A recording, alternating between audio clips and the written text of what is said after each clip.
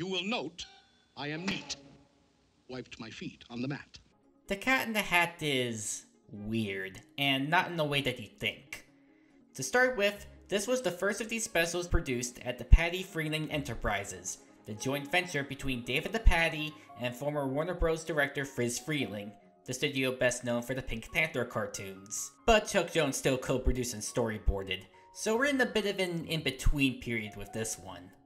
But more importantly, is how they go about adapting the story. It starts out straightforward enough. Most of the expected beats are established within the first few minutes. You've got the kids alone on a rainy day. Nothing, nothing, nothing, nothing, nothing to be done. You've got the cat entering with a bump. You've got up, up, up with a fish. But then... Ha! Somebody stole my moss-covered three-handled family gradanza.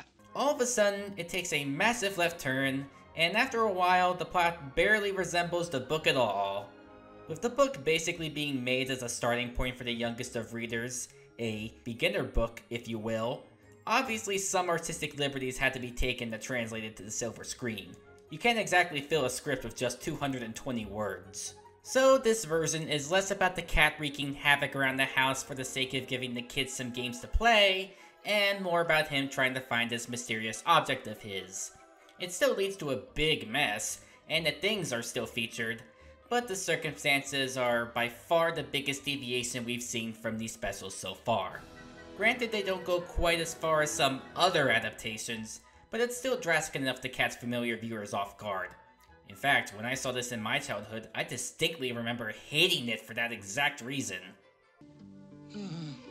A vote of no confidence. But I don't think this is quite a fair way to approach it.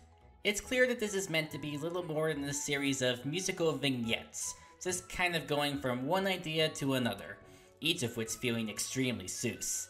From how we learn both everything and nothing about a moss-covered three-handled family gradanza.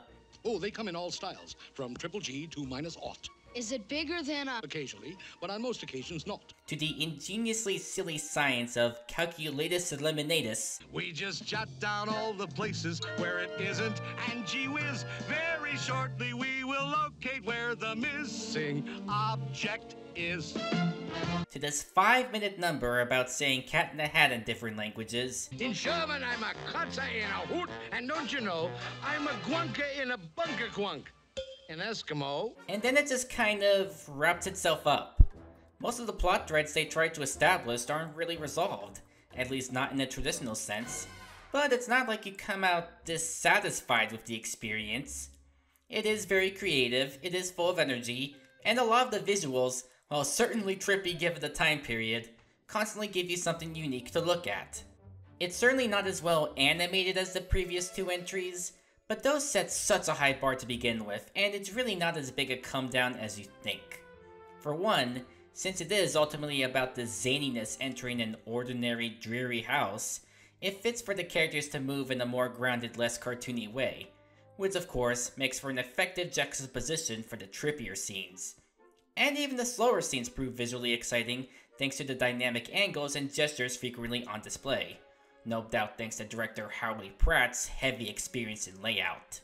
The more homey atmosphere compared to most of the other specials helps give this one more of an identity too, especially with all those mellow reds and bright yellows.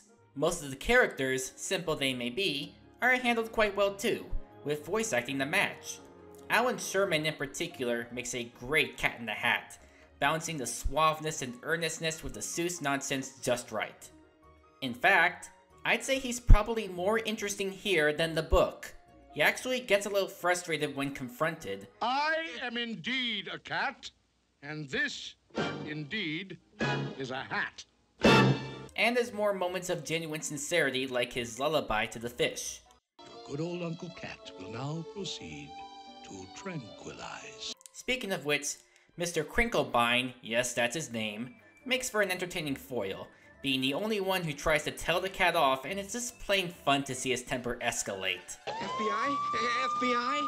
The kids are admittedly still meant as blank slates for the audience. To be honest, they just kind of go along with everything. It's not like the book where they actively have to stand up to the cat, but they still work alright in getting the themes across. As for Thing 2 and Thing 1, their voices just don't work for me.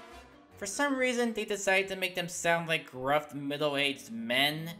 Just listen to how much they clash with the designs. Just like fun, just like fun. Good, clean, wholesome, innocent fun. There's always some fish, some crotchety one. There's always some fish, some blotchety one. I don't know, I guess I'm just too used to how they sounded in the Living Books version. How do you do? Would you like to shake hands with Thing 1 and Thing 2?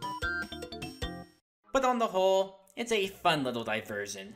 I wouldn't call it a must-watch, and those who love the book will probably be bothered at first. But if you go in with the right mindset, you'll come out quite surprised.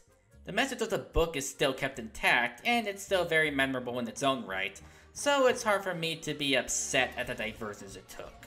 That's enough of that. I'm a cat in a hat. I'd say go ahead and give it a look, and you'll find at minimum a couple things that'll make the experience worthwhile. I just may.